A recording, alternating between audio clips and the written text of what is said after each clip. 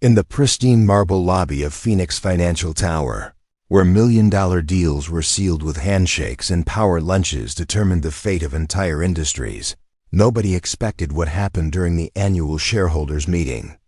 When 7-year-old Isabella broke free from her mother's executive assistant and ran straight across the crowded atrium to a janitor mopping floors by the elevator bank, wrapping her tiny arms around his waist and shouting, "Real Daddy!" loud enough for every board member, investor, and business reporter to hear. 3 carefully constructed lives shattered in an instant. The stunned silence that followed would be captured on security cameras, shared across social media platforms within hours, and spark a story that revealed how love, sacrifice, and the courage of one determined little girl could expose the truth that powerful people had spent years hiding. This is the story behind the moment that broke the internet. Before we jump back in, tell us where you're tuning in from, and if this story touches you, make sure you're subscribed, because tomorrow I've saved something extra special for you. The 42nd floor of Phoenix Financial Tower commanded a breathtaking view of downtown Seattle, where glass and steel monuments to corporate success stretched toward the gray November sky like metallic fingers grasping for more power, more influence, more control over the economic landscape that shaped millions of lives. Inside the building's most prestigious conference room, 200 of the nation's most influential investors, board members, and financial journalists had gathered for Corwin Financial Group's annual shareholders meeting, an event that typically generated headlines about market projections, expansion strategies, and the kind of billion-dollar decisions that could reshape entire industries overnight. Aveline Corwin stood at the head of the polished mahogany table, her tailored charcoal suit commanding attention and respect from every person in the room. At 34, she had transformed her late father's modest investment firm into a financial empire worth over $3 billion, earning recognition as one of the youngest and most successful CEOs in American business history. Her presentation about fourth-quarter earnings and international expansion plans had proceeded flawlessly for nearly an hour, each PowerPoint slide reinforcing her reputation for strategic brilliance and uncompromising leadership in an industry still dominated by men twice her age with half her vision. But at precisely 2:47 p.m., as Aveline concluded her remarks about projected growth in Asian markets and prepared to field questions from the assembled shareholders, her carefully orchestrated professional world collided with the truth she had spent 7 years systematically concealing from public scrutiny. The conference room's heavy wooden doors burst open with enough force to startle every person in attendance, and 7-year-old Isabella Corwin came racing through the space between investor tables with the kind of desperate determination that suggested she had been planning this moment for weeks. Her small feet moved with surprising speed across the marble floor, her navy blue dress flowing behind her as she navigated between leather chairs and startled executives who turned to watch this unexpected interruption of their serious business discussions. Isabella's target was unmistakably clear from the moment she entered the room, her dark eyes fixed on a figure that most of the distinguished guests had barely noticed during their arrival in networking conversations before the meeting began. The back corner of the conference room, beside a service cart loaded with fresh coffee and pastries that had been prepared for the meeting's afternoon break, stood Zephyr Stone. His weathered hands gripped the handle of a commercial-grade mop, and his faded blue uniform bore the simple embroidered logo of Phoenix Financial Tower's maintenance department.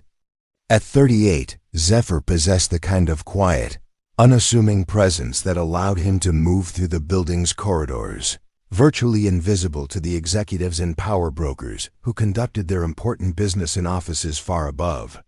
his pay grade and social standing. But Isabella saw him with perfect clarity, recognition, and an absolute certainty that defied every logical explanation that the adults in her life had spent years constructing to protect her from complicated truths. She ran directly toward him, her purple backpack bouncing against her small shoulders, and launched herself into his arms with the kind of uninhibited joy that only comes from finding something precious that has been lost for far too long. Words she shouted echoed through the suddenly silent conference room with devastating clarity. "Real Daddy! I knew you'd be here. I knew if I looked hard enough I'd find you." The transformation in the room's atmosphere was instantaneous and profound. Conversations stopped mid-sentence, coffee cups froze halfway to lips, and every head turned toward this unprecedented disruption of corporate protocol. The assembled shareholders, board members, and journalists found themselves witnessing something far more dramatic and emotionally complex than quarterly earnings reports or market analysis. They were seeing a family secret explode into public. Viewed with the force of a financial scandal, Zephyr's face went pale as Isabella wrapped her arms around his waist, but his hands moved instinctively to steady her, to protect her from falling, even as his eyes darted nervously toward the front of the room where Aveline Corwin stood frozen behind the presentation podium. The gentleness of his movements, the automatic protectiveness of his posture, and the unmistakable love in his expression as he looked down at Isabella created a picture that spoke louder than any corporate press release or carefully crafted public relations statement ever could. At the head of the conference table, Aveline felt her carefully constructed world begin to crumble with the efficiency of a controlled demolition. Every strategic decision she had made to protect her reputation, every legal document she had signed to maintain her professional image, every story she had told to explain Isabella's father's absence, all of it was being undone by her daughter's fearless determination to claim the relationship that had been systematically denied to both of them. The security cameras positioned throughout Phoenix Financial Tower's most prestigious conference room captured every moment of this collision between public success and private truth, recording footage that would be analyzed, shared, and debated across social media platforms within hours of the meeting's conclusion. But what those high-definition cameras couldn't capture was the complex mixture of terror and relief that washed over Aveline as she realized that the secret she had guarded so carefully for 7 years was finally, irrevocably, completely exposed. Silence stretched for exactly 17 seconds, long enough for every person in attendance to process what they were witnessing, to understand that this wasn't a simple case of mistaken identity or confusion, but something far more significant and emotionally charged. The way Isabella clung to Zephyr, the way his eyes sought Aveline's across the crowded room, and the way Aveline's composed professional demeanor cracked just enough to reveal the woman beneath the corporate armor, all of it told a story that transcended the financial world's usual concerns with profit, margins, and strategic acquisitions. This was the moment that would break the internet, spark countless articles about corporate responsibility and personal integrity, and force everyone present to confront the uncomfortable truth that sometimes the most important stories happen not in boardrooms or executive suites, but in the spaces between what people choose to reveal and what they spend their lives trying to hide. 6 floors below the executive conference room, where his life was about to change forever, Zephyr Stone began each workday at precisely 5:30 a.m. by unlocking the maintenance department supply closet in the basement level of Phoenix Financial Tower. His morning routine had remained virtually unchanged for the past 14 months since he had accepted this position, a steady rhythm of preparation and purpose that helped him navigate the complex emotional landscape of working in a building that housed both his livelihood and his deepest source of joy and pain. The industrial fluorescent lighting cast harsh shadows across his angular face as he methodically loaded his supply cart with cleaning materials, replacement light bulbs, and the specialized equipment required to maintain a 42-story monument to financial success. His hands, permanently marked by years of construction work before his career change, moved with practiced efficiency as he organized the tools that would carry him through another day of maintaining other people's pristine professional environments. While wrestling with his own carefully hidden personal struggles, Zephyr's apartment in the Willowbrook district stood in stark contrast to the gleaming corporate world where he spent his working hours. The modest two-bedroom unit on the third floor of Maple Ridge Apartments represented the best housing he could afford on a maintenance worker's salary, furnished with second-hand furniture and decorated with photographs that told the story of a life that had taken unexpected turns and required constant adaptation to circumstances beyond his control. The living room's most prominent feature was a wall covered with crayon drawings, watercolor paintings, and construction paper crafts that had been carefully preserved behind plastic sleeves and arranged with the kind of loving attention usually reserved for museum-quality artwork. Each piece was signed in careful, developing handwriting. Isabella, age 6 inches, or, for Daddy, Love Isabella, or simply I love you, decorated with hearts and flowers that represented the artistic output of a young person whose creativity flourished. Despite the complicated circumstances of her family situation, these artworks had been delivered to Zephyr through a complex network of intermediaries, teachers, babysitters, and family friends who understood that sometimes love finds ways to express itself even when official channels have been systematically blocked by legal documents and social expectations. Each drawing represented a victory against the forces that sought to keep father and daughter separated, a small act of rebellion against the assumption that children should accept adult decisions about their family structures without question. Or resistance. His refrigerator door displayed a collection of school photos spanning the past 4 years, documenting Isabella's growth from a gap-toothed kindergartner to the confident second grader she had become. Zephyr knew her schedule by heart, that she attended Roosevelt Elementary School, that she took piano lessons on Tuesdays and soccer practice on Thursdays, that her favorite color was purple and her least favorite food was Brussels sprouts. This information came to him through the same unofficial network that delivered her artwork, a group of people who believed that knowing his daughter was safe and thriving was worth the risk of violating the legal boundaries that kept him officially absent from her daily life. Preparing and narrating this story took us a lot of time, so if you are enjoying it, subscribe to our channel. It means a lot to us. Now back to the story. The financial reality of Zephyr's situation was carefully documented in a worn notebook that he kept in his kitchen drawer, pages filled with calculations that demonstrated his determination to contribute meaningfully to Isabella's welfare despite the legal restrictions that prevented direct involvement in her upbringing. Every month, he transferred a portion of his modest maintenance salary into a savings account earmarked for Isabella's future education, money that would eventually find its way to her through the same network of supporters who helped maintain their emotional connection across the legal barriers that separated them. His colleagues in the Phoenix Financial Tower Maintenance Department knew Zephyr as utterly reliable and uncommonly dedicated. The kind of employee who volunteered for extra shifts during holidays and consistently arrived early to ensure that every detail of the building's operation met the exacting standards expected by its prestigious tenants. They appreciated his quiet competence and unassuming helpfulness, but none of them knew about the personal motivation that drove his exceptional work ethic or understood why he sometimes lingered longer than necessary in certain areas of the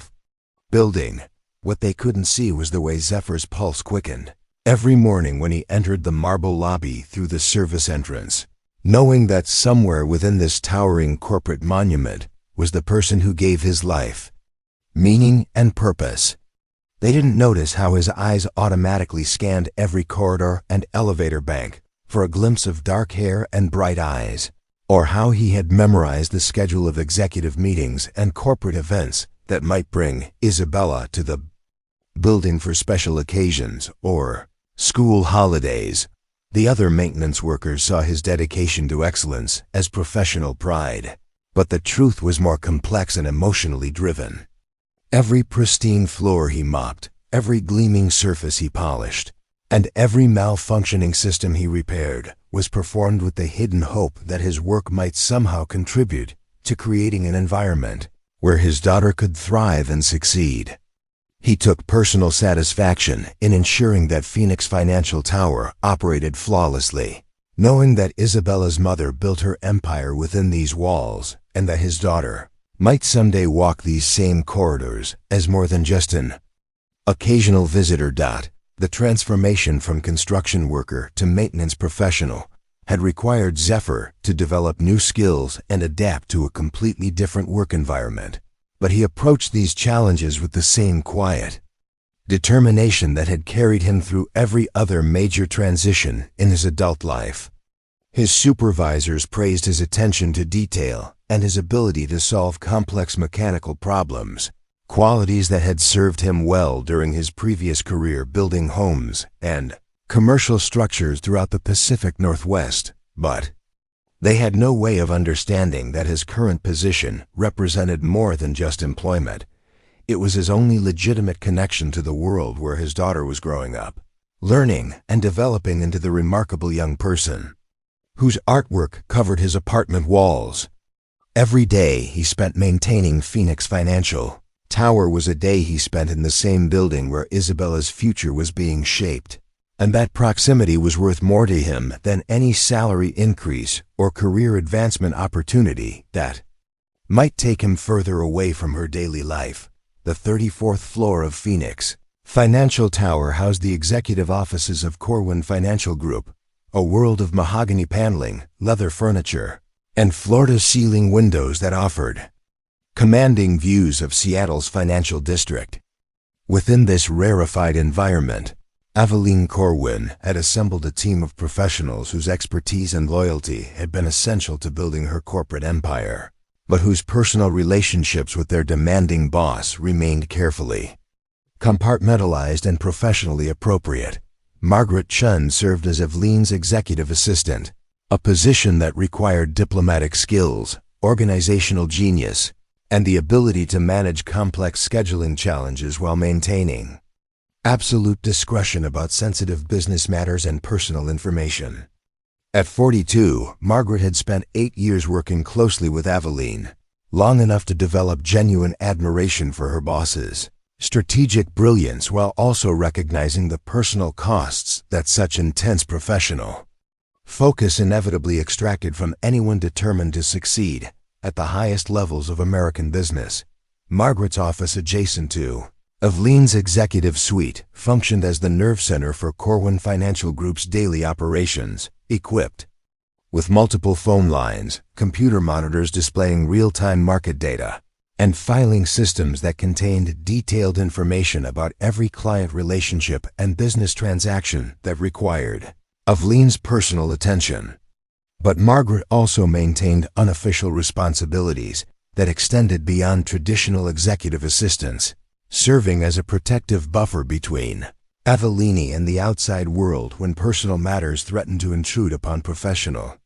obligations. The corporate culture at Corwin Financial Group reflected Aveline's leadership style, demanding but fair, innovative but grounded in proven financial principles, ambitious but committed to ethical business practices that had earned the company respect within an industry often criticized for prioritizing profit over social responsibility. The company's success had created opportunities for dozens of employees whose talents might otherwise have gone unrecognized in more traditional financial institutions, fostering a sense of loyalty and shared purpose that extended throughout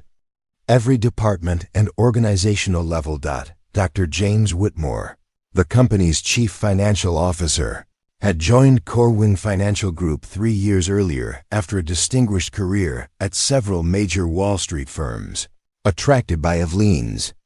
vision for creating a more inclusive and socially conscious approach to wealth management and investment strategy, his expertise in international markets and regulatory compliance had been instrumental in the company's expansion into European and Asian financial centers, achievements that had enhanced both his professional reputation and his personal respect for Aveline's leadership capabilities. However, Dr. Whitmore had also observed subtle changes in Aveline's demeanor over the past several months, a barely perceptible increase in tension and distraction, that suggested personal concerns were competing for attention with professional responsibilities. His attempts to discuss these observations had been politely but firmly deflected, reinforcing his understanding that Eveline maintained strict boundaries between her public role as corporate leader and whatever private challenges she might be facing outside the office environment. The building's security department, headed by former Seattle police detective Sarah Martinez, operated with military precision and attention to detail that reflected the high-value assets and sensitive information housed within Phoenix Financial Tower's 42 floors. Sarah's team included a dozen security officers who rotated through shifts covering every entrance, elevator bank, and restricted area within the building, their presence both visible enough to deter potential problems and discreet enough to avoid interfering with the normal flow of business activities. Sarah had developed particular expertise in managing situations where personal drama threatened to disrupt professional environments, her background in law enforcement providing valuable insights into human behavior and conflict resolution. She maintained detailed files on all building employees, including background checks and periodic updates that helped identify potential security risks or unusual patterns of behavior that might require additional attention or intervention. Maintenance department operated under the supervision of Tom Bradley, a veteran building manager whose 30-year career in commercial property management had taught him that successful facility operation depended as much on understanding people as on maintaining mechanical systems. Tom had hired Zephyr Stone after being impressed by his technical skills and work ethic, but he had also noticed subtle signs that his newest employee carried emotional burdens that extended beyond typical workplace concerns. Tom's approach to management emphasized personal responsibility and professional development, creating an environment where maintenance staff felt valued and respected rather than merely tolerated as necessary but invisible support personnel. He encouraged his team to take pride in their work and understand their contributions to the overall success of Phoenix Financial Tower's prestigious reputation, fostering a sense of purpose that extended beyond simple task completion. The building's daily operations involved hundreds of professionals whose individual responsibilities contributed to maintaining an environment where billion-dollar financial transactions could be conducted with complete confidence in the infrastructure that supported such high-stakes business activities. From the reception desk staff who greeted visitors and managed security protocols to the food service workers who operated the executive dining facilities on the 38th floor, every employee understood that their performance reflected on Phoenix Financial Tower's reputation for excellence and reliability. Roosevelt Elementary School, located 15 minutes from Phoenix Financial Tower, had become an important part of this extended community through its connections to several employees whose families were served by the school's academic programs and extracurricular activities. Principal Linda Foster had developed relationships with parents who worked in Seattle's financial district, understanding that their demanding professional schedules sometimes required creative solutions to typical school-family communication and involvement challenges. Isabella's second-grade teacher, Mrs. Rebecca Thompson, had taught at Roosevelt Elementary for 12 years, long enough to recognize when students carried emotional complexities that extended beyond normal academic and social development. Isabella's exceptional artistic abilities and unusual maturity in certain situations had caught Mrs. Thompson's attention, prompting informal conversations with school counselors about providing additional support for students whose family situations might benefit from extra understanding and flexibility. The broader Seattle community surrounding Phoenix Financial Tower included neighborhoods where corporate executives lived in luxury and areas where working-class families struggled with housing costs and economic uncertainty, creating a social ecosystem that reflected the broader inequalities and connections that shaped urban life in one of America's most economically dynamic cities. These different worlds rarely intersected in meaningful ways, but when they did, The results could be transformative for everyone involved. The morning of November 15th began like countless others in Isabella's carefully structured 7-year-old world, with her grandmother Alina preparing breakfast in the kitchen of their Beacon Hill condominium while Isabella sat at the dining room table working on a social studies project about family trees that had been consuming her thoughts for the past 3 weeks. The assignment, designed by Mrs. Thompson to help second graders understand family relationships and heritage, had seemed simple enough when first introduced, but had gradually evolved into something more complicated and emotionally challenging than anyone had anticipated. Isabella's colored pencils moved across the large sheet of construction paper with unusual hesitation, her small fingers pausing frequently as she tried to decide how to fill in the branches that were supposed to represent the people who had shaped her identity and family history. The official story she had been taught about her father, that he had been a European businessman who died in a skiing accident before her birth, felt increasingly hollow and unsatisfying as she attempted to translate it into the concrete visual format required by her school assignment. Her grandmother Elena, who had raised Isabella since infancy while Aveline built her corporate empire, noticed the unusual difficulty her granddaughter was experiencing with what should have been a straightforward homework task. Elena's own relationship with family truth was complicated, shaped by decades of protecting Aveline from social judgment and supporting decisions that had seemed necessary at the time but had grown more morally ambiguous as years passed and circumstances changed. The previous evening's conversation between grandmother and granddaughter had revealed the depth of Isabella's confusion and growing dissatisfaction with the explanations she had received about her father's absence from her daily life. Her questions had become more specific and harder to deflect. Why were there no photographs of her father in their home? Why had none of his family members ever contacted them? Why did her artistic style seem so different from both her mother's and grandmother's creative abilities? Elena's attempts to redirect Isabella's curiosity toward other topics had been met with the kind of polite but persistent resistance that suggested a 7-year-old's determination to solve a puzzle that adults seemed reluctant to help her complete. Isabella's artistic talents, which had flourished under professional instruction and natural development, had begun producing work that seemed to draw from some deeper source of inspiration than her formal art classes could explain. The decision to accompany her mother to Phoenix Financial Tower for the annual shareholders meeting had been Isabella's idea, presented with the kind of careful logic that demonstrated her growing sophistication in understanding how to achieve goals that adults might otherwise consider inappropriate or inconvenient. She had argued that seeing her mother's professional environment would help her complete a separate school project about careers and community helpers, a request that seemed reasonable enough to warrant approval. But Isabella's true motivation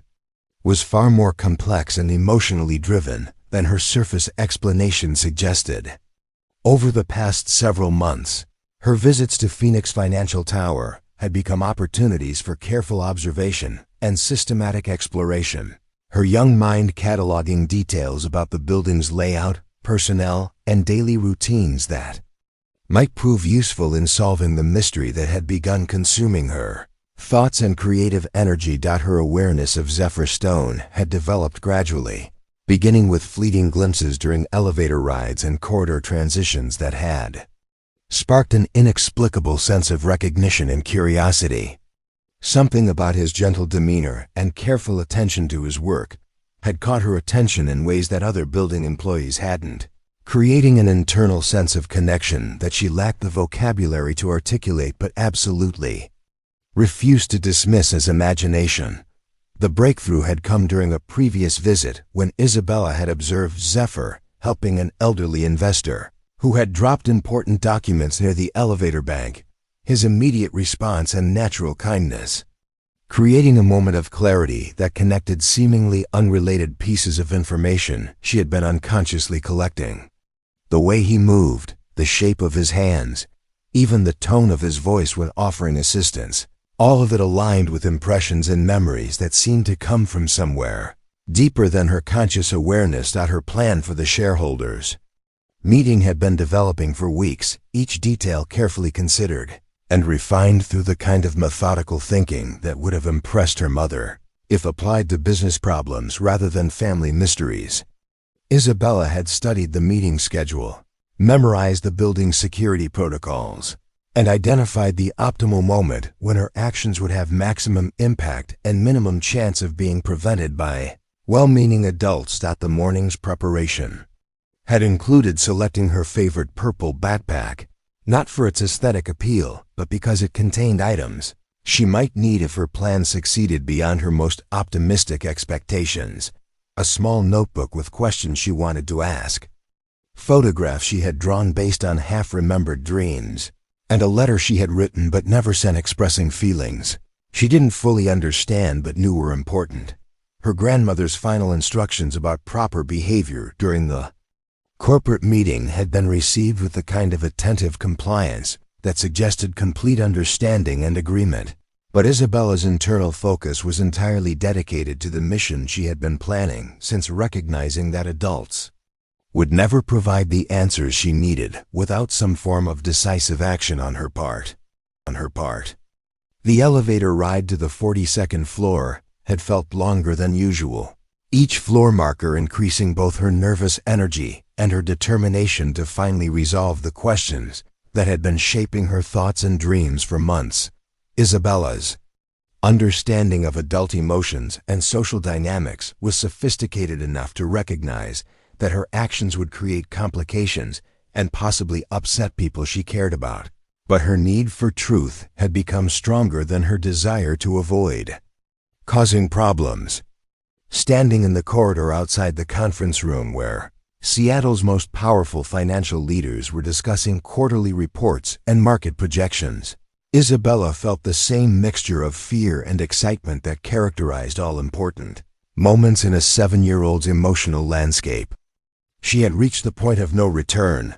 where an action felt more frightening than whatever consequences might result from following through on her carefully developed plan. The heavy wooden doors opened easily under her small hands, and Isabella stepped into a room full of adults whose attention was completely focused on the woman at the front of the room, who shared her eyes and smile, but had never provided satisfactory explanations about the missing pieces of their family puzzle.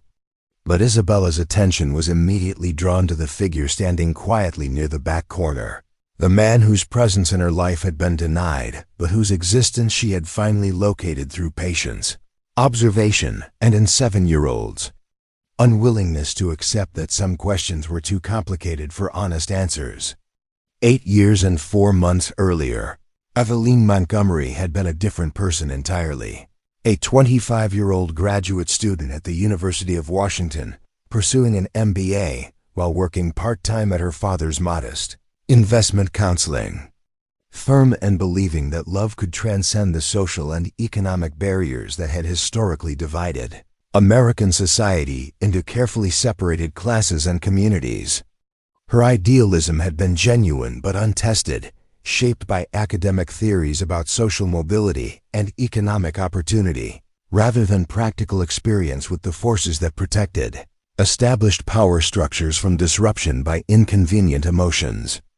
Zephyr Stone had been 29 then, operating a small construction company that specialized in affordable housing projects and community development initiatives throughout Seattle's working-class neighborhoods. His reputation for quality, craftsmanship, and fair business practices had earned him steady work and the respect of colleagues who appreciated his commitment to building homes that would serve families for generations rather than maximizing profit through corner cutting and substandard materials that created problems for future residents. Their initial meeting had occurred at a community planning meeting where Eveline was conducting research for her graduate thesis on sustainable urban development, and Zephyr was advocating for affordable housing policies that would allow working families to remain in neighborhoods where their roots and support systems were already established. The attraction had been immediate and mutual, sparked by shared values about social responsibility and genuine interest in each other's perspectives on complex issues that affected real people's daily lives, the relationship that developed over the following 6 months had been conducted largely outside the social circles that shaped both of their professional and family environments, creating a private world where their differences in educational background and economic status seemed less important than their emotional compatibility and shared vision for creating positive change in their community. Avellini had been careful to keep Zephyr separate from her corporate internship and family obligations, not from embarrassment, but from an instinctive understanding that introducing him to her father's business associates would create pressures and judgments that might complicate something beautiful and meaningful. Zephyr's construction projects during this period had included several community centers and low-income housing developments that reflected his commitment to using his professional skills to address social problems rather than simply pursuing maximum financial return. His crew respected his leadership style and his willingness to take on challenging projects that other contractors avoided because of location, complexity, or limited profit margins, creating a small business that prioritized community impact over rapid expansion or accumulation of personal wealth. The pregnancy had been unplanned but welcomed by both prospective parents, who began making practical arrangements for combining their different lifestyles and career paths into a family structure that could accommodate Eveline's emerging role in her father's expanding business and Zephyr's commitment to socially conscious construction work. Their plans had included purchasing a modest home in a neighborhood that balanced access to downtown Seattle's business district with the community-oriented atmosphere that both of them valued for raising a family. But Eveline's father, Robert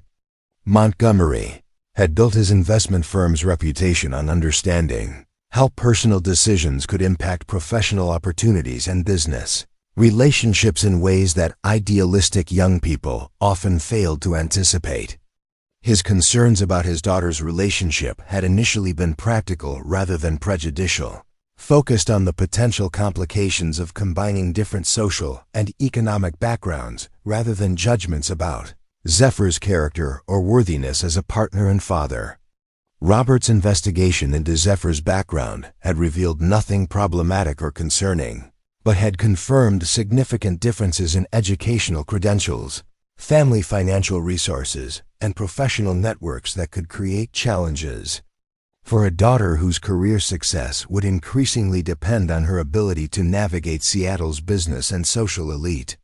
His conversations with trusted advisors and longtime clients had reinforced his belief that Eveline's personal choices would inevitably affect her professional opportunities in ways that might limit her potential for achieving the kind of success that her talents and ambition deserved.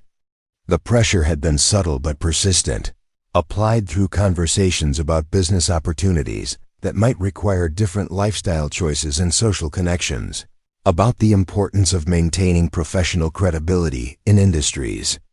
where personal reputation could determine access to capital and client relationships, and about the responsibility that came with inheriting a business that provided livelihoods for dozens of employees whose families depended on continued growth and success. Eveline's internal conflict had been genuine and painful, torn between love for Zephyr and growing recognition that their different backgrounds might create obstacles to the kind of professional success that would allow her to create positive change on a larger scale than individual relationships could achieve. Her pregnancy had complicated these considerations by creating immediate pressure for decisions that would affect not only her own future, but also the welfare of her unborn daughter and the man she loved but might not be able to marry without sacrificing other important goals and responsibilities.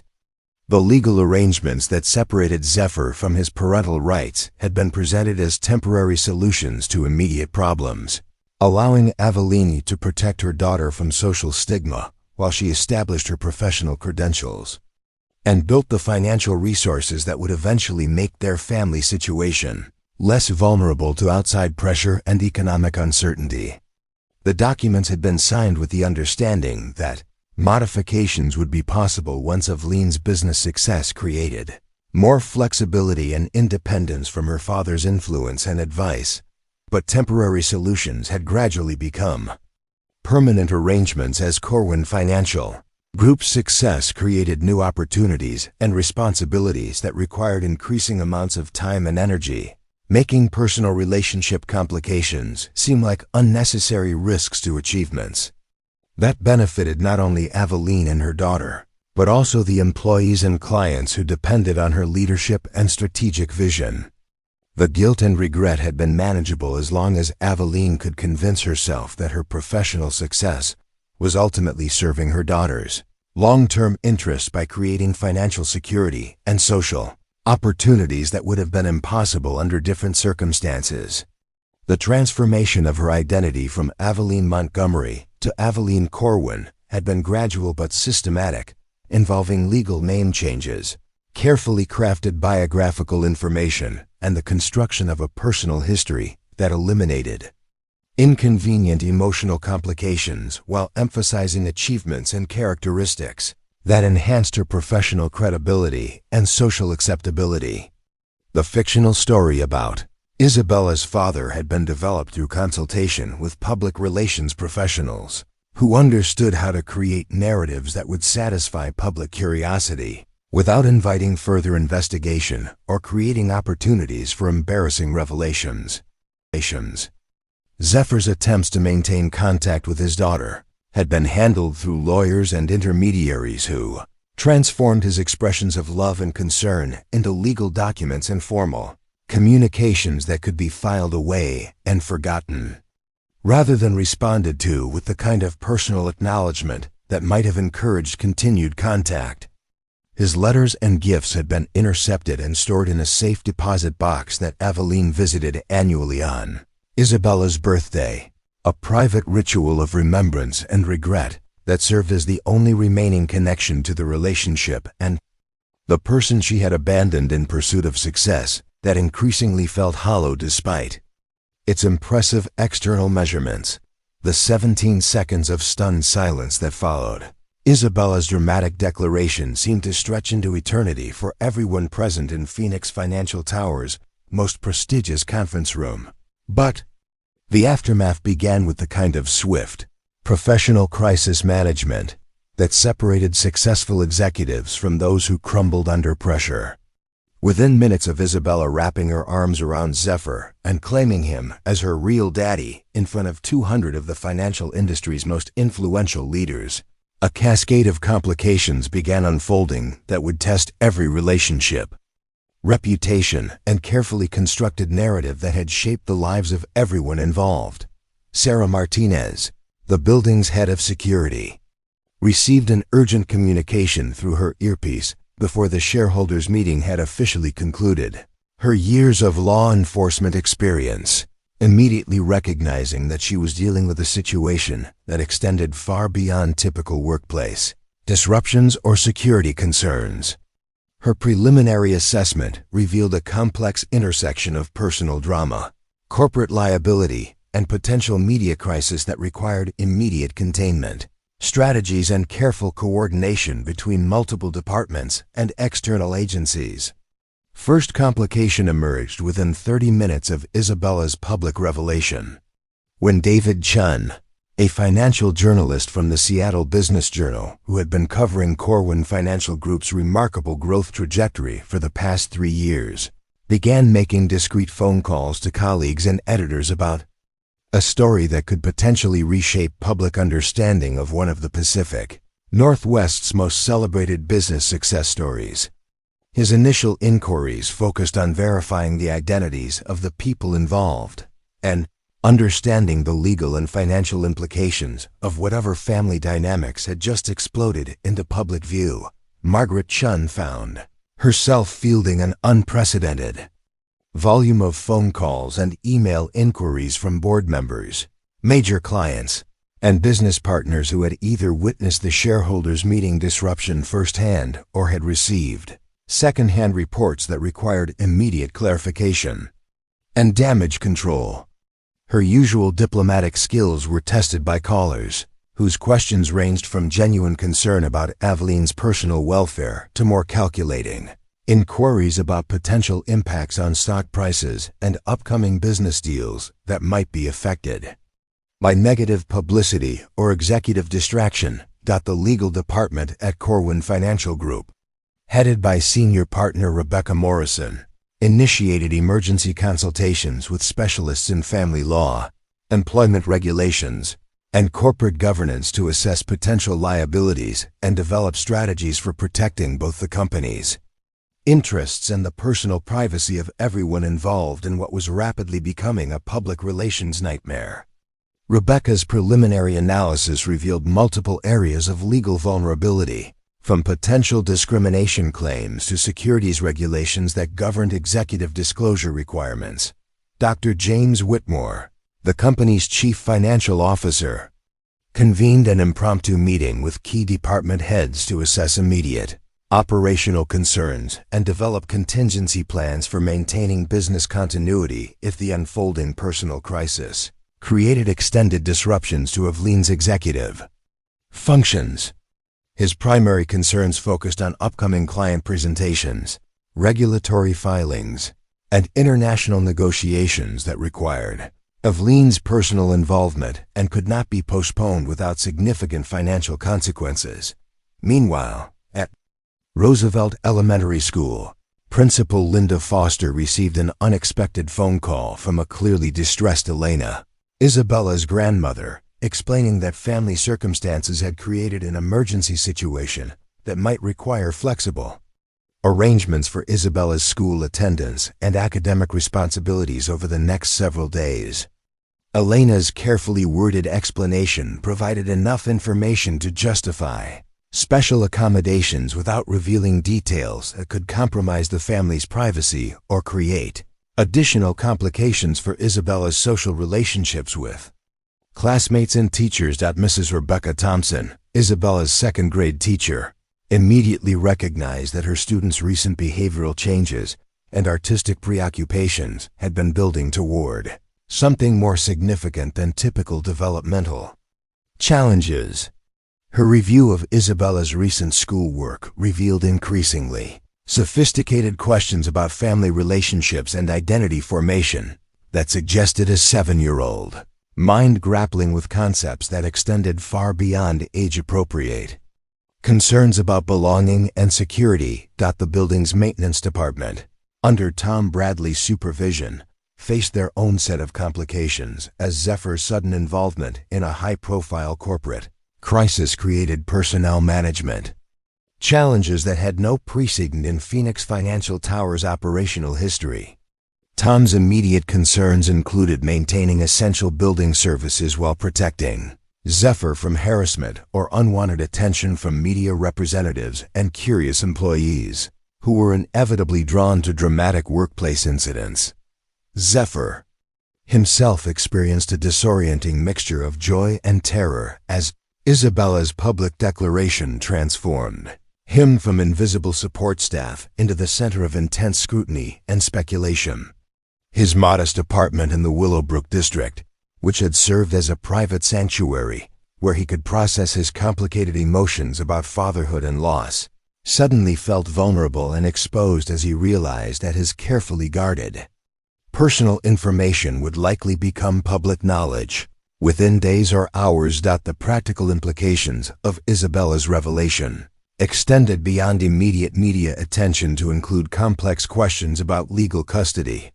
financial responsibility, and the welfare of a 7-year-old whose emotional needs had been subordinated to adult concerns about reputation and social acceptability. Child welfare specialists within Seattle's Family Services Department began receiving informal inquiries from concerned parties who wanted to ensure that Isabella's best interests would be protected regardless of whatever legal and financial negotiations might be required to resolve the unprecedented family situation. Eveline's attempts to maintain professional composure while processing the personal earthquake that had just demolished 8 years of careful image management created internal conflicts that tested every coping mechanism she had developed during her rise to corporate leadership. Her immediate instinct was to apply the same strategic thinking and damage control techniques that had served her well in business crises. But the emotional complexity of confronting her abandoned relationship with Zephyr while protecting Isabella from adult conflicts required skills and wisdom that her professional training had not provided. The social media implications of Isabella's dramatic declaration became apparent within hours as cell phone videos and first-hand accounts from shareholders' meeting attendees began circulating on Twitter, Facebook, and Instagram platforms that could transform private family matters into viral content reaching millions of viewers worldwide. The hashtag #RealDaddy began trending in Seattle and spreading to national audiences hungry for compelling human interest stories that combined corporate power dynamics with universal themes about love, family, and social class divisions. Financial markets responded to the unfolding crisis with typical volatility, as Corwin Financial Group's stock price experienced fluctuations driven by investor uncertainty about potential leadership changes, legal liabilities, and reputational damage that could affect the company's ability to maintain its competitive position in the highly regulated financial services industry. Analysis from market specialists suggested that the situation's resolution would significantly impact long-term investor confidence and strategic business relationships. The complexity of the situation was further complicated by the involvement of multiple legal jurisdictions and regulatory agencies that govern different aspects of the unfolding crisis. From family court systems that would address custody and parental rights issues to employment law specialists who would evaluate potential workplace harassment or discrimination claims stemming from the intersection of personal and professional relationships within Phoenix Financial Tower's corporate environment. Isabella herself, despite being the catalyst for these cascading complications, remained remarkably composed and focused on what she perceived as the successful completion of her mission to reunite with her father. Her understanding of adult emotions and social dynamics was sophisticated enough to recognize that her actions had created stress and uncertainty for people she cared about, but her 7-year-old perspective prioritized truth and family connection over the professional and financial concerns that dominated adult conversations about appropriate responses to unprecedented situations. The evening news broadcasts throughout the Seattle metropolitan area featured reports about the corporate family drama that had unfolded at Phoenix Financial Tower, with journalists struggling to verify details while respecting privacy concerns and legal restrictions that limited their access to information about minor parties and ongoing family court proceedings. The story's human interest appeal ensured continued media attention and public speculation about the underlying circumstances that had led to such a dramatic public revelation. The emergency board meeting convened at 8 o'clock the following morning in Corwin Financial Group's most secure conference room, a space normally reserved for discussions of mergers, acquisitions, and strategic decisions that could reshape entire industries, but now serving as the arena for a confrontation that would determine whether Aveline could maintain her position as one of Seattle's most powerful corporate leaders or would become another cautionary tale about the intersection of personal choices and professional consequences in America's unforgiving business environment. 12 board members, representing billions of dollars in investment capital and decades of combined experience in navigating corporate crises, filed into the mahogany-paneled room with expressions that ranged from concerned support to barely concealed skepticism about Aveline's ability to manage a situation that threatened to undermine everything they had built together over the past 8 years. The morning's financial reports showed continued stock price volatility, and preliminary market analysis suggested that investor confidence was eroding as media coverage intensified and speculation about Corwin Financial Group's leadership stability spread throughout the financial community. Harold Westbrook, the board's longest-serving member and Aveline's father's former business partner, had requested this emergency session after receiving dozens of phone calls from major clients, regulatory officials, and industry colleagues, seeking clarification about the company's stability and future direction. His loyalty to Eveline was genuine but tempered by fiduciary responsibilities to shareholders and employees, whose livelihoods depended on maintaining Corwin Financial Group's reputation for reliable leadership and ethical business practices. Dr. Patricia Reynolds, representing the board's largest institutional investor, had flown in from New York specifically to address concerns about potential securities violations and disclosure requirements that might have been triggered by the revelation of previously undisclosed personal relationships that could affect executive decision-making processes. Her preliminary legal analysis suggested multiple areas where Eveline's handling of her family situation might have created regulatory compliance issues that required immediate attention and remediation. The conference room's atmosphere was thick with tension as Eveline entered wearing her most authoritative charcoal business suit, her expression carefully controlled, but unable to completely mask the emotional exhaustion that had accumulated during a sleepless night spent contemplating the possible destruction of everything she had spent her adult life building. Her opening statement, prepared with assistance from the company's crisis management specialists, attempted to frame the unfolding situation as a private, family matter that would not impact her professional capabilities or the company's operational effectiveness. But Harold Westbrook's first question cut through her carefully rehearsed explanations with the precision of a surgical scalpel. Eveline, we need to understand exactly what legal and financial obligations you may have been concealing from this board, and how those obligations might affect our company's assets, reputation, and regulatory standing. The question hung in the air like a challenge, demanding the kind of complete transparency that successful executives often avoided when personal and professional boundaries became dangerously blurred. Dr. Reynolds followed with an even more direct inquiry that addressed the core of the board's concerns. Our investors deserve to know whether you have been making business decisions while concealing personal relationships that could constitute conflicts of interest or undisclosed liabilities that should have been reported under our fiduciary disclosure requirements. Her tone was professional but unmistakably serious, reflecting the gravity of potential legal consequences that could extend far beyond Eveline's individual situation. The turning point in the confrontation came when Margaret Chun, acting as corporate secretary, was asked to provide detailed information about Zephyr Stone's employment history, background checks, and any unusual interactions with executive staff that might have created inappropriate workplace dynamics.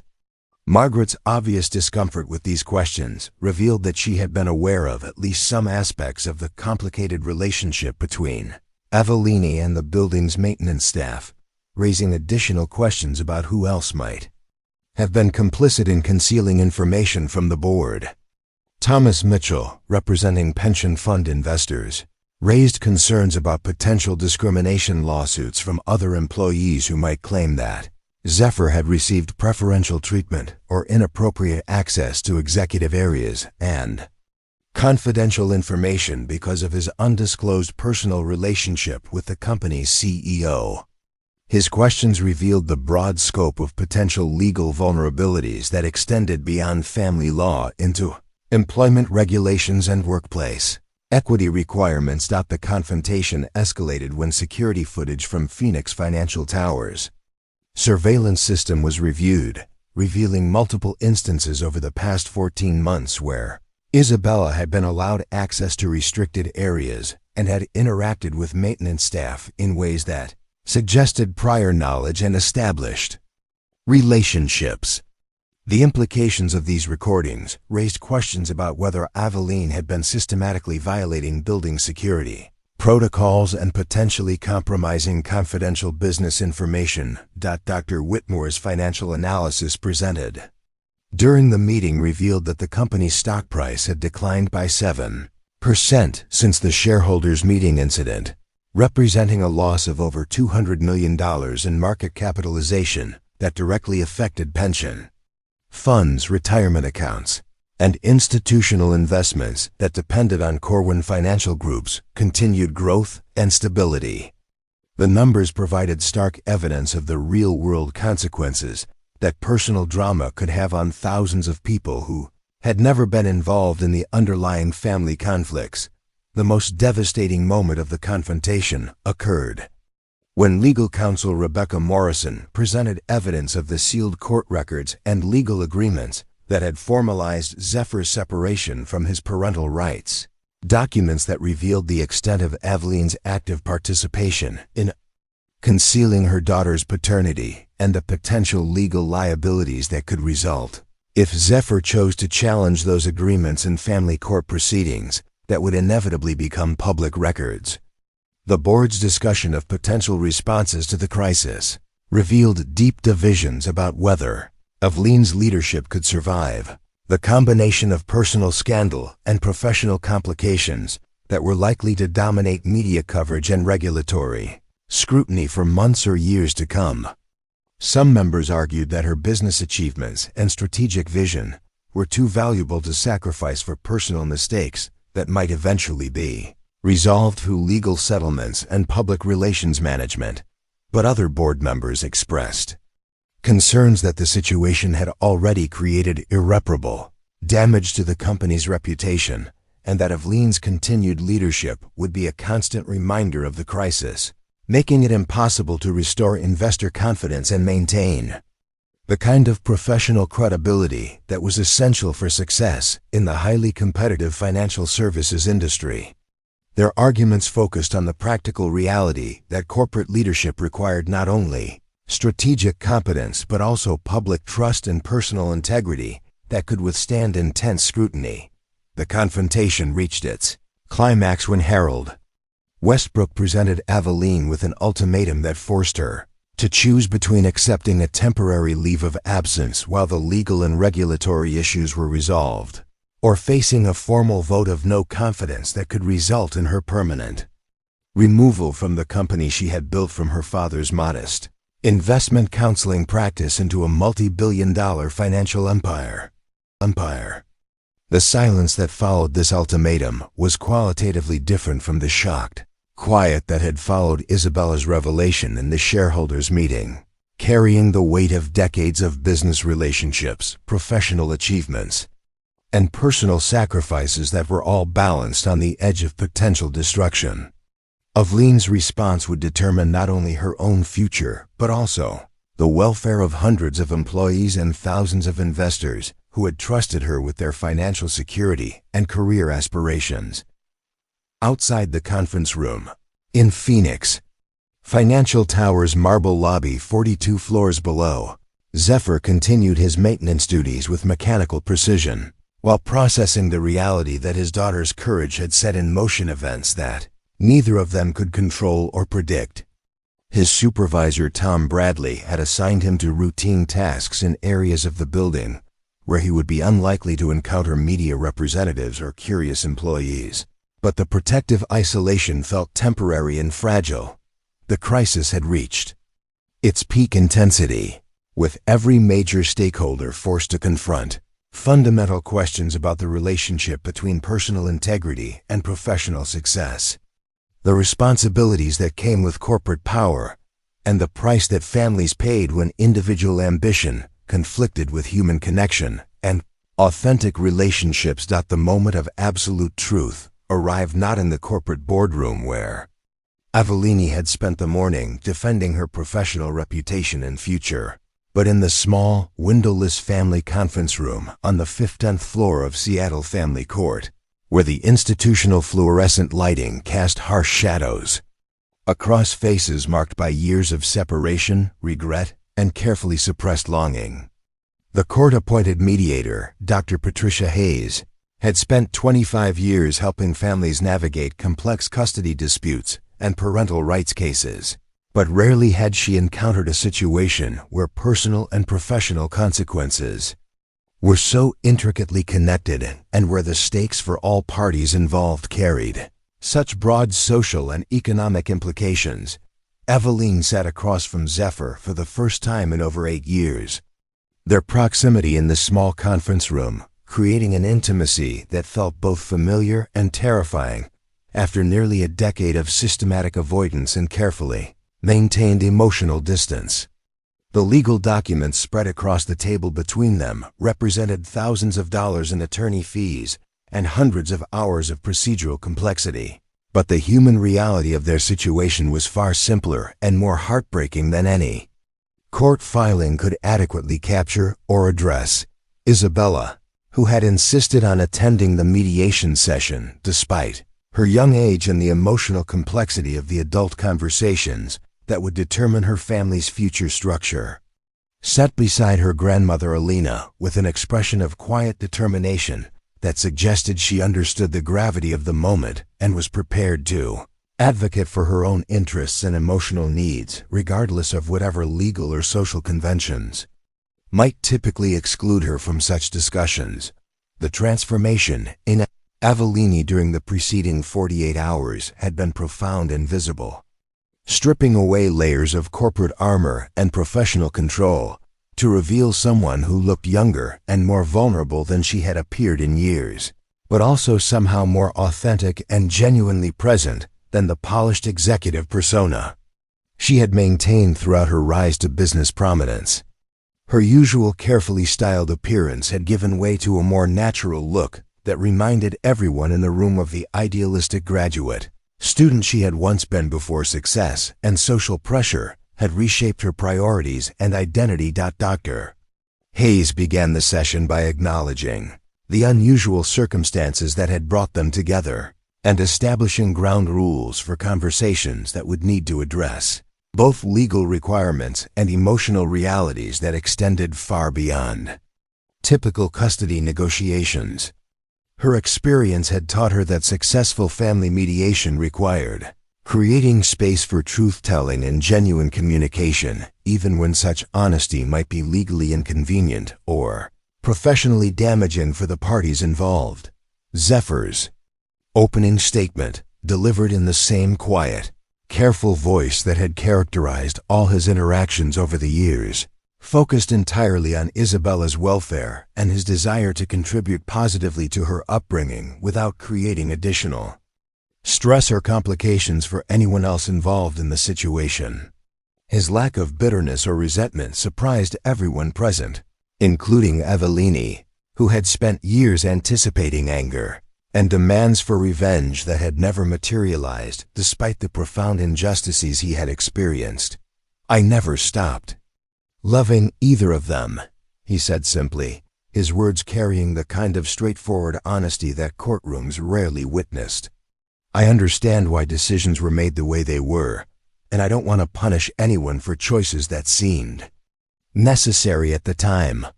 I just want to be part of Isabella's life in whatever way makes sense for her happiness and security." His statement revealed a level of forgiveness and emotional maturity that transformed the adversarial atmosphere typically associated with family court proceedings. Isabella's contribution to the conversation demonstrated the sophisticated understanding of adult emotions and family dynamics that had enabled her to orchestrate the public revelation that brought everyone to this moment. Speaking directly to her mother with a clarity that belied her 7 years, she explained, "I knew you were scared about what people would think, but I wasn't scared about having a daddy who works hard and is kind to everyone. I just wanted us to be honest about who we are and stop pretending that important people in our family don't exist." The child's words hit Avellini with devastating accuracy, exposing the fundamental dishonesty that had shaped 8 years of family relationships and professional decisions. For the first time since Isabella's dramatic declaration in the shareholders' meeting, Avellini allowed herself to fully confront the reality that her efforts to protect her daughter from social judgment had actually been elaborate justifications for protecting her own carefully constructed public image and professional opportunities. Dr. Hayes guided the conversation toward practical arrangements for moving forward, but not before ensuring that each party had opportunity to express feelings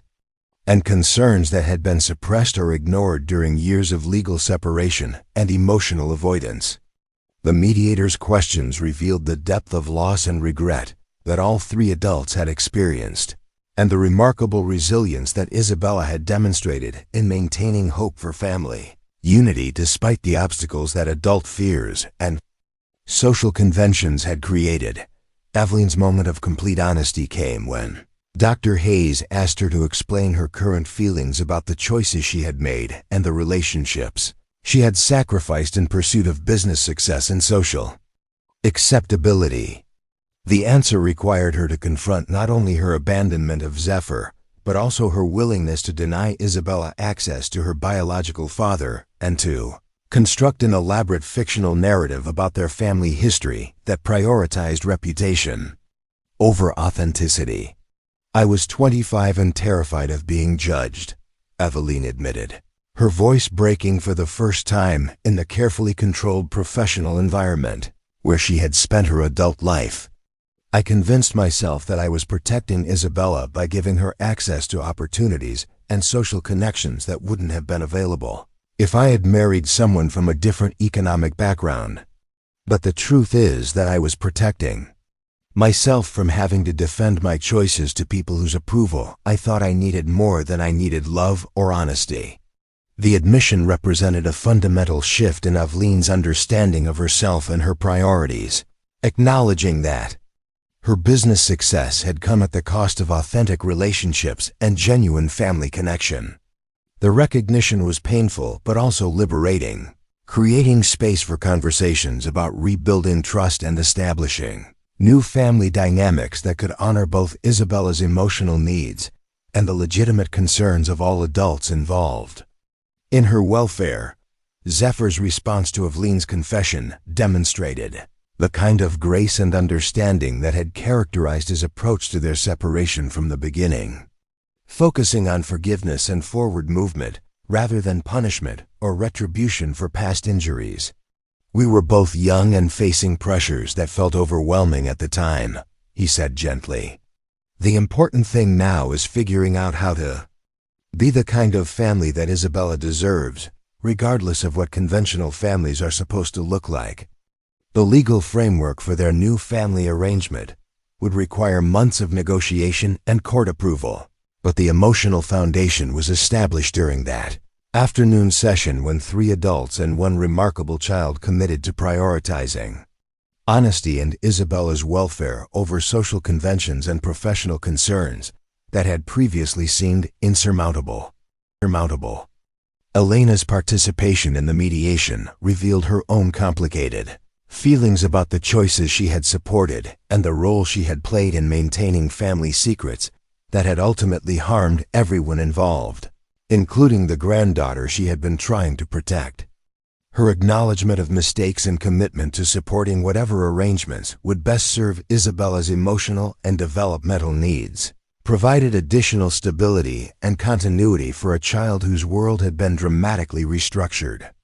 but who had never doubted her own worth or her right to claim the family relationships that adult fears had denied her. The session concluded with preliminary agreements about custody sharing, financial responsibilities, and communication protocols that would allow Isabella to maintain relationships with all the adults who loved her while providing structure and predictability for her daily life and educational needs. More importantly, it established principles of honesty and open communication that would guide future decision-making and ensure that Isabella's voice would continue to be heard and respected as her family learned to function as an unconventional but genuine unit. As they left the courthouse together for the first time in over 8 years, Eveline, Zephyr, and Isabella represented something unprecedented in all of their lives: a family based on truth rather than convenience, love rather than social expectations, and the courage to prioritize authentic relationships over professional reputation or community approval. 3 weeks after the family court mediation that had legally restored Zephyr's parental rights and established shared custody arrangements, the practical work of rebuilding relationships and restructuring lives began in earnest, requiring all parties to navigate uncharted territory where traditional social conventions provided little guidance for creating functional family dynamics between people whose different economic backgrounds and life experiences had to be integrated into a coherent support system for Isabella's continued growth and development. The first major challenge emerged when Zephyr realized that his modest two-bedroom apartment in the Willowbrook district, while adequate for a single man living alone, was completely inadequate for hosting overnight visits from a 7-year-old, whose previous living arrangements had included private tutors, art classes, piano lessons, and recreational activities that required both space and financial resources that his maintenance worker salary could not easily accommodate. The recognition forced him to confront practical realities about economic inequality that idealistic discussions about love and family connection had not adequately addressed. Eveline's response to this practical dilemma revealed the depth of her personal transformation and her genuine commitment to making their unconventional family arrangement successful for Isabella's benefit rather than simply fulfilling legal obligations that court orders required. Instead of attempting to maintain the economic separation that had originally justified their separation, she proposed practical solutions that acknowledged their different financial capabilities while ensuring that Isabella's transitions between homes would not create additional stress or highlight uncomfortable disparities in living standards.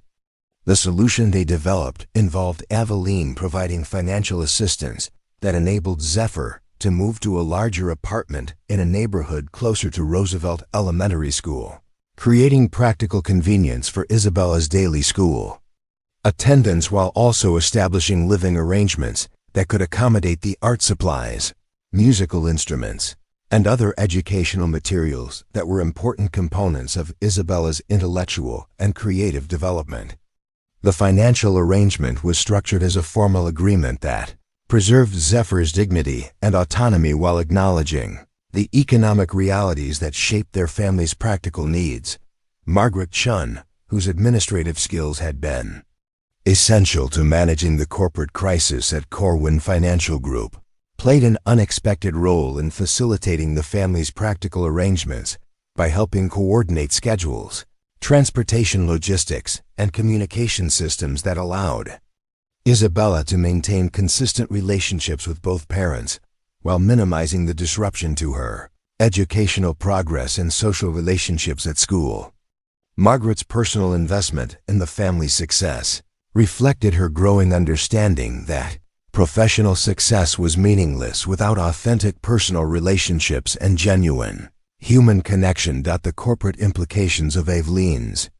family crisis required a different kind of resolution, one that addressed not only immediate business concerns, but also longer-term questions about leadership integrity and the relationship between personal authenticity and professional effectiveness.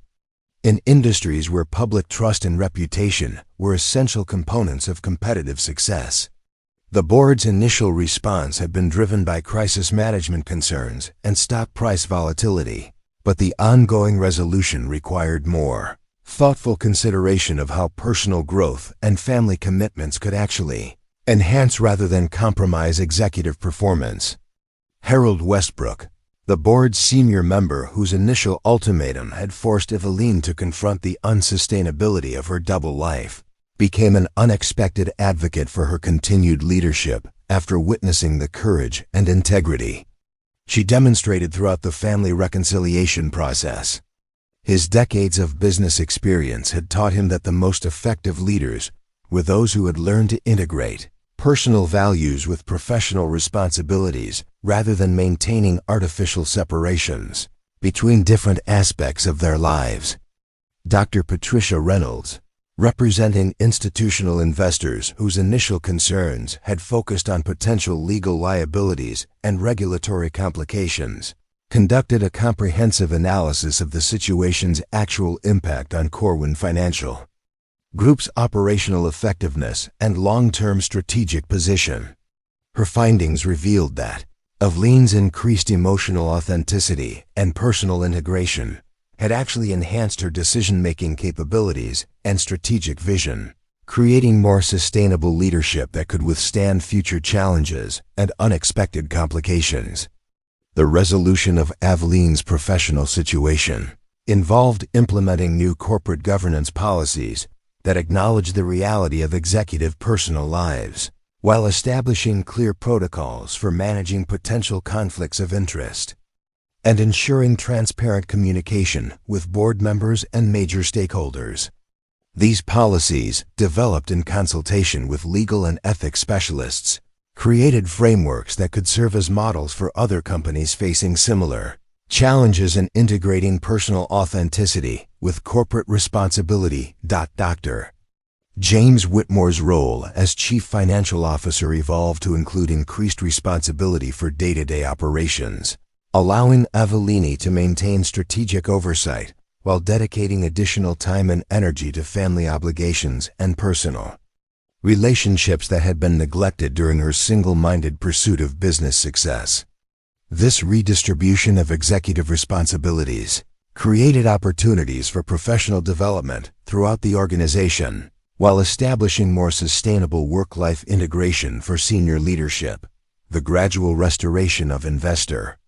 confidence required several months of consistent performance and transparent communication about the company's governance improvements and leadership stability. But the eventual outcome exceeded initial expectations as Corwin Financial Group's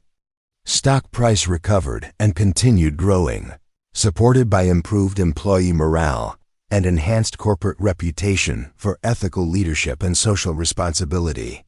Isabella's adjustment to her new family structure proceeded with remarkable resilience and emotional intelligence, though not without challenges that required patience and creative problem-solving from all the adults involved in her care. Her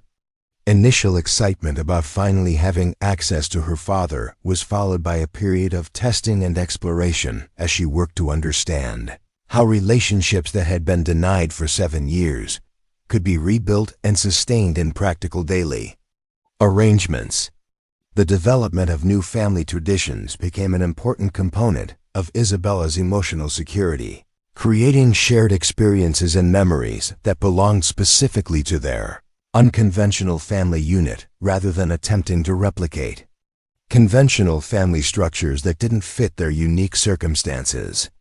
These traditions included weekly art projects that combined Zephyr's practical construction skills with Isabella's creative talents, creating collaborative pieces that celebrated both of their artistic abilities and strengthened their developing father-daughter relationship. Zephyr's transition from invisible maintenance worker to acknowledged father and equal partner in Isabella's upbringing required significant personal adjustment and professional development that extended beyond the emotional aspects of reuniting with his daughter. His supervisors at Phoenix Financial Tower, initially concerned about potential workplace complications and media attention, gradually recognized that his situation had actually enhanced his value as an employee by demonstrating character qualities that were valuable in any professional context. The building's maintenance department, under Tom Bradley's continued leadership, developed policies for managing employee privacy and protecting staff members from unwanted attention or harassment that might result from personal situations becoming subjects of public interest or media coverage. These policies, informed by lessons learned from Zephyr's experience, created protective frameworks that benefited all employees while maintaining professional standards and operational effectiveness. Elena's role as Isabella's grandmother evolved to include more direct support for the co-parenting arrangement between Aveline and Zephyr, requiring her to overcome personal discomfort about social class differences and acknowledge her own contributions to family decisions that had harmed people she cared about.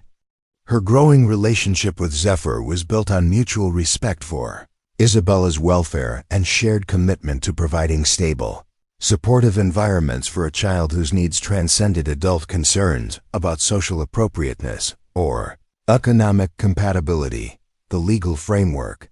for their family arrangement required ongoing refinement and adjustment as practical experience revealed areas where court orders and mediation agreements needed modification to accommodate the realities of shared custody between parents whose different lifestyles and economic circumstances created complex logistics and communication challenges.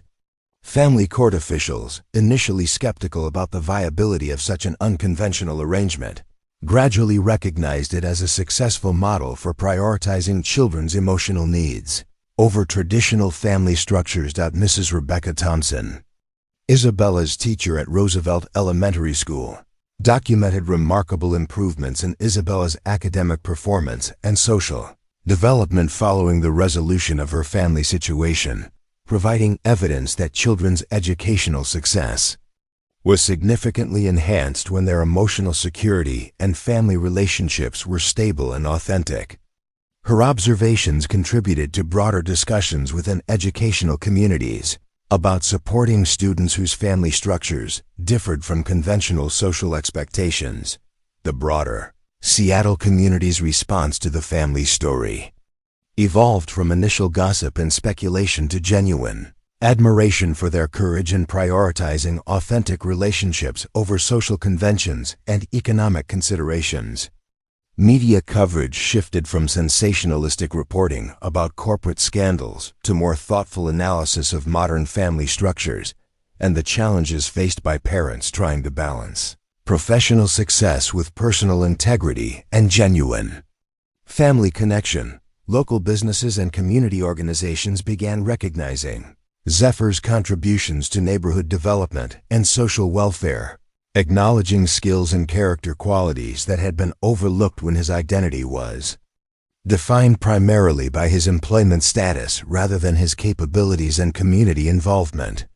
His construction expertise became valuable for volunteer projects and community improvement initiatives that benefited from his practical knowledge and generous commitment to helping others. The financial arrangements between Aveline and Zephyr evolved beyond immediate practical needs to include long-term planning for Isabella's education, healthcare, and future opportunities, creating collaborative decision-making processes that acknowledged both parents' different resources and capabilities while ensuring that Isabella's welfare remained the primary consideration in all family choices and investments. Isabella's artistic development flourished within her new family structure as she gained access to both Aveline's resources for professional instruction and materials and Zephyr's practical knowledge about construction and hands-on creation, combining influences that enriched her creative abilities and provided outlets for expressing complex emotions about identity, family, and belonging that had been central themes throughout her young life. The resolution of their family crisis created foundations for ongoing growth and development that acknowledged the reality that successful relationships require continuous attention, honest communication, and willingness to adapt to changing circumstances and evolving needs. Their story became evidence that love and commitment could overcome social barriers and economic differences when people were willing to prioritize authentic connection over conventional expectations and professional considerations. 6 months after Isabella's dramatic declaration in Phoenix Financial Tower's corporate conference room, the 3 members of this reconstructed family had created daily routines and weekly traditions that honored their different backgrounds while providing stability and security for a child whose courage had forced adults to confront their fears and choose truth over convenience, love over reputation, and family connection over social approval that had previously seemed essential but ultimately proved far less valuable than authentic relationships built on honesty and mutual respect. 1 year and 3 months after Isabella's fearless declaration had shattered carefully constructed lies and transformed 3 lives forever, the grand ballroom of the Seattle Convention Center sparkled with the kind of elegant sophistication that characterized the city's most prestigious charitable events. But tonight's gathering carried additional significance that extended far beyond typical corporate philanthropy and social networking. The annual Children's Foundation Gala, sponsored jointly by Corwin Financial Group and the Seattle Community Development Alliance, represented a partnership between corporate success and grassroots social action that would have been impossible Before Isabella's courage had forced her family to choose authenticity over artificial social boundaries, Eveline Corwin stood near the registration table, greeting guests with a confidence and genuine warmth that seemed effortless but represented the culmination of months of personal growth and professional transformation that had fundamentally changed her approach to leadership and life. Her navy blue evening gown was elegant but not ostentatious, chosen to reflect the sophisticated professionalism that had built her corporate empire while also honoring the community-focused values that now guided both her business decisions and personal priorities. The woman who had once hidden behind carefully constructed corporate armor now radiated the kind of authentic presence that came from integrating private values with public responsibilities. Beside her, Zephyr Stone wore a perfectly tailored tuxedo that had been selected with Elena's assistance and Eveline's financial support, but his comfort in formal social settings had developed through genuine confidence rather than external trappings. His transformation from invisible maintenance worker to recognized community leader and respected co-parent reflected not just changed circumstances, but fundamental personal growth that had been fostered by finally being able to openly embrace his role as Isabella's father and active participant in decisions that shaped her future and development. The evening's program would culminate with Isabella presenting awards to local teachers and community volunteers whose work with underprivileged youth exemplified the kind of social commitment that the Children's Foundation sought to support and recognize throughout the Pacific Northwest. But Isabella's role extended beyond ceremonial presentations to include a personal speech that she had written herself about courage, family, and the importance of fighting for truth, even when adults insisted that some things were too complicated. For honest discussion, Margaret Chun, now serving as Director of Corporate Social Responsibility at Corwin Financial Group, had coordinated the event's logistics with her characteristic attention to detail, while also managing media coverage that focused on positive community impact rather than sensationalistic personal drama. Her professional development had flourished within the company's new culture of authentic leadership and social engagement, creating career opportunities that aligned her administrative skills with meaningful work that contributed to community welfare and social justice initiatives. Dr. James Whitmore, who had assumed expanded responsibilities as Chief Operating Officer during Eveline's transition to a more balanced leadership approach, circulated among guests representing pension funds, community organizations, and local government agencies, whose partnership with Corwin Financial Group demonstrated how corporate success could be leveraged to address social problems and create opportunities for economic mobility and educational advancement in communities that had been historically underserved by traditional financial institutions. The guest list reflected the remarkable transformation that had occurred in Eveline's personal and professional networks over the past year, including people whose presence would have been inconceivable at previous corporate events. Tom Bradley, Phoenix Financial Tower's maintenance supervisor, sat at a prominent table with his wife and 2 teenage children, his recognition as an essential community leader reflecting changed understanding about the value and dignity of all forms of meaningful work. His presence symbolized broader shifts in corporate culture that acknowledged every employee's contributions and potential rather than maintaining artificial hierarchies based on education credentials or social background. Harold Westbrook, the board member whose tough questions had initially forced Eveline to confront the unsustainability of her compartmentalized life, served as the evening's master of ceremonies with obvious pride in the company's transformation.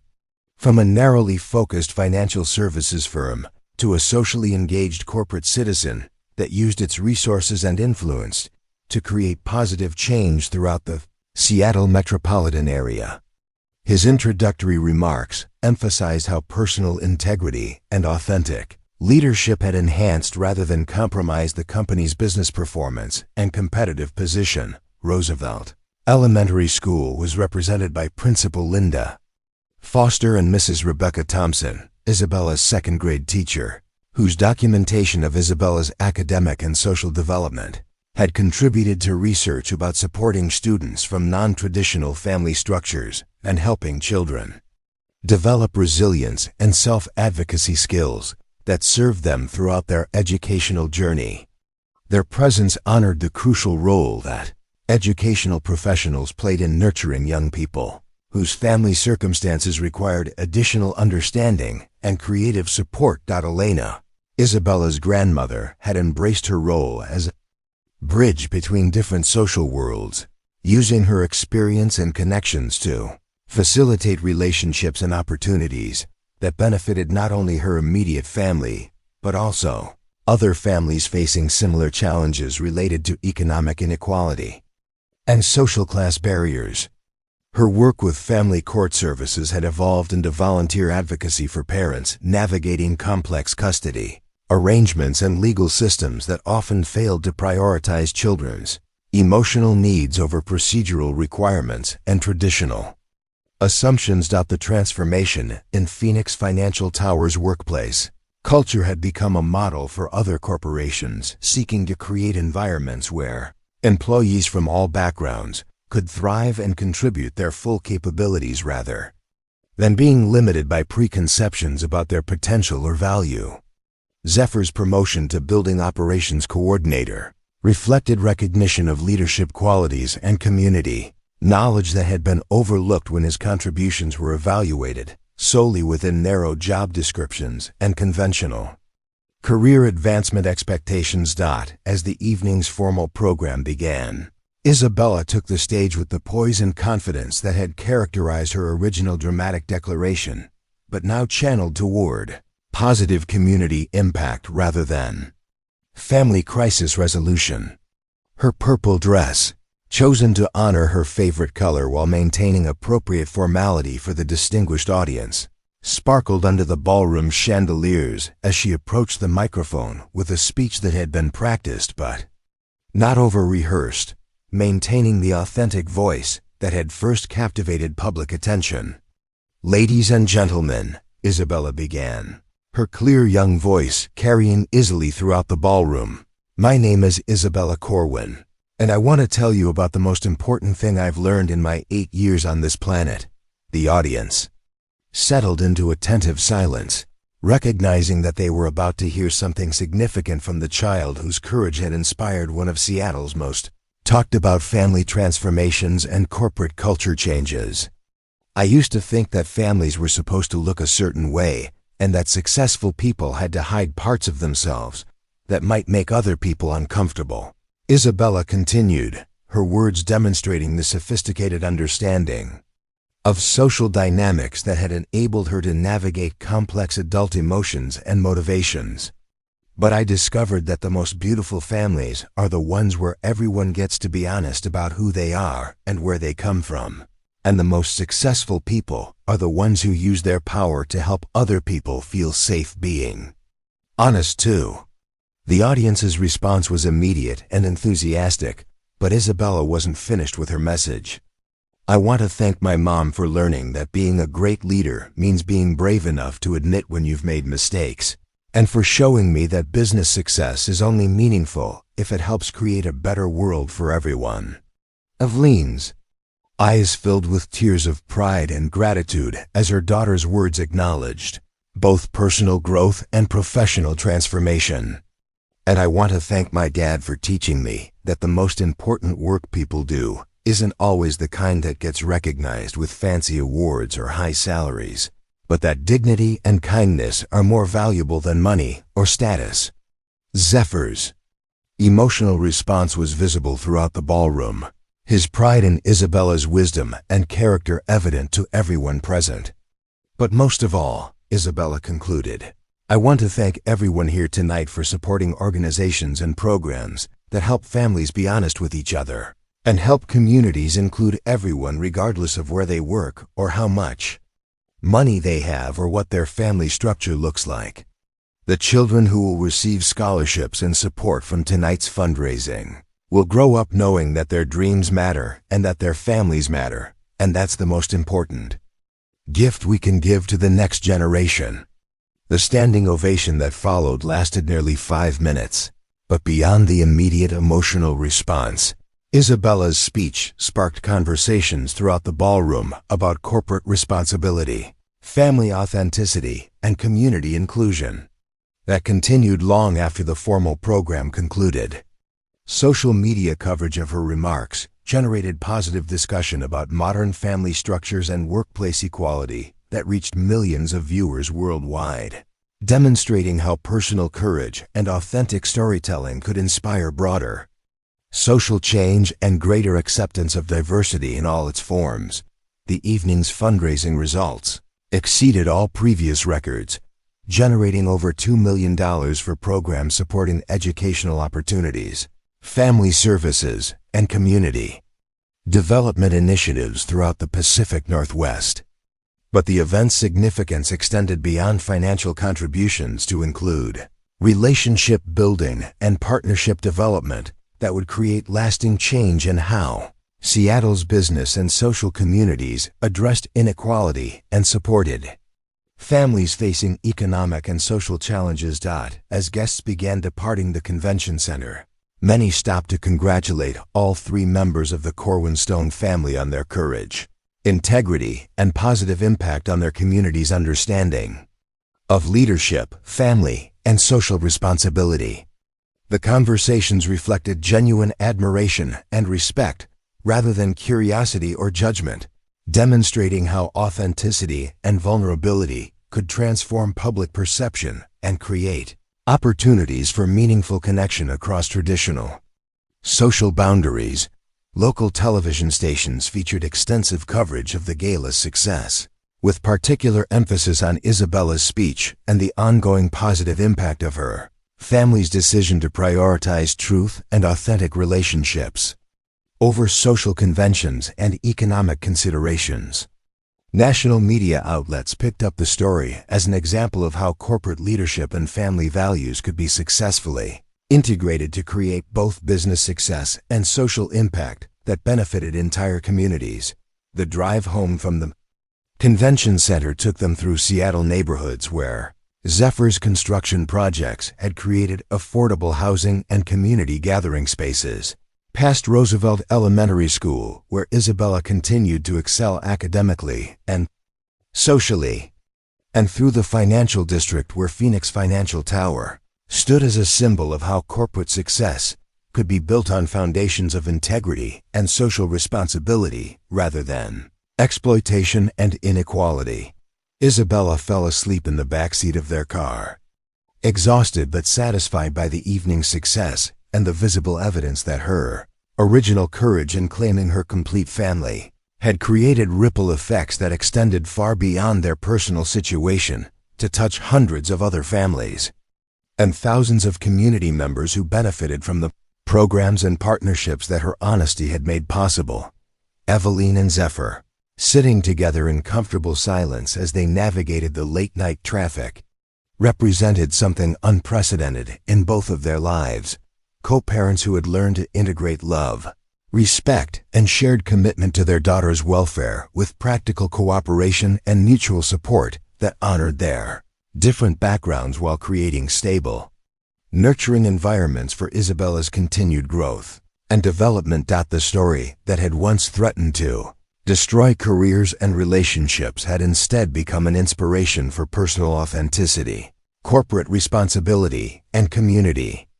engagement that demonstrated how individual courage could spark collective transformation and create lasting positive change.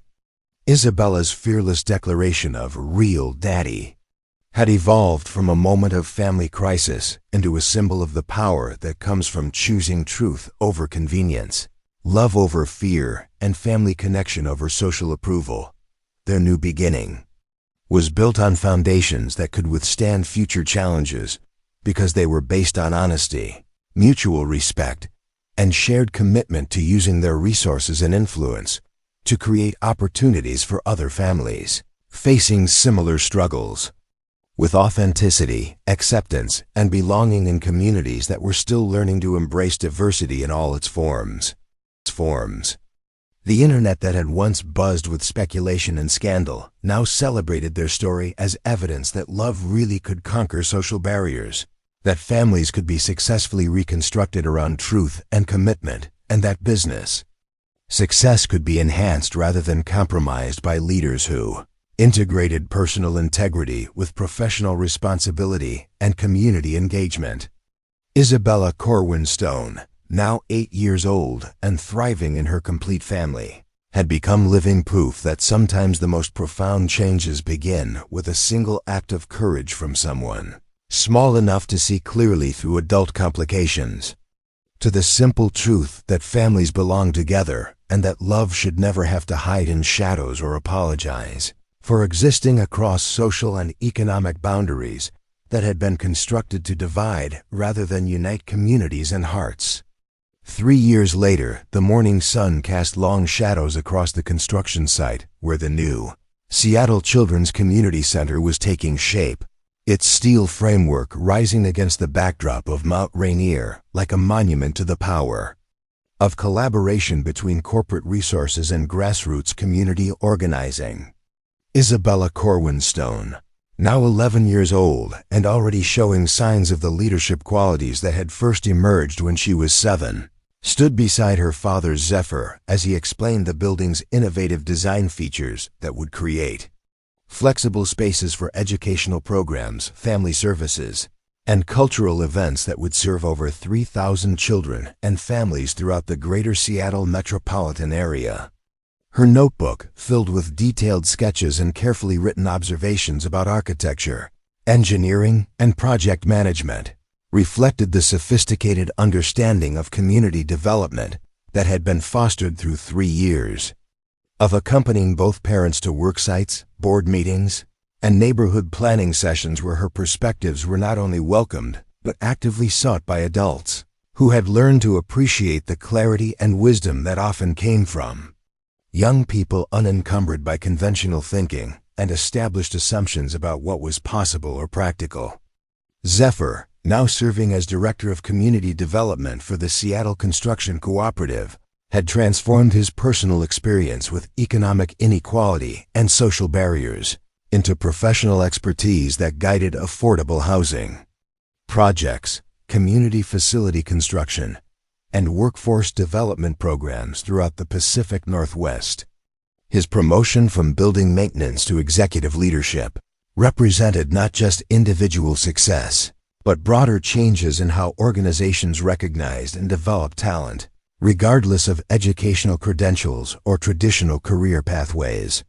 The construction cooperative itself had evolved from his original vision for socially conscious building practices into a worker-owned business that provided living wages, comprehensive benefits, and ownership opportunities for employees whose